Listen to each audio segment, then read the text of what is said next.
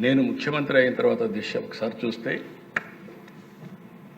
ఎస్సీల పట్ల వివక్షత అప్పుడు ఆశ్చర్యం వేస్తుంది. ఇప్పుడు కూడా ఇవి ఉండే మెంబర్స్ చాలామంది అర్థం చేసుకోవాల్సిన అవసరం ఉంది. తెలంగాణలో అయితే బాంచేల్ని కాళ్ళు మొక్కతాం. ఇది ఎంత ఆశ్చర్యం వేస్తుందంటే వాళ్ళకి అది తప్ప ఇంకొకటి తెలిసేది కాదు. దాన్ని మార్చడానికి నాకు చాలా సమయం పట్టింది.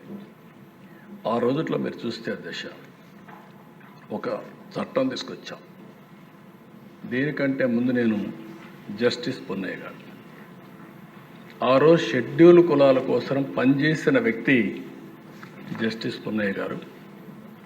ఒక నాలెడ్జ్లో కానీ కమిట్మెంట్లో కానీ ఒక దీక్షతో పనిచేశాడు.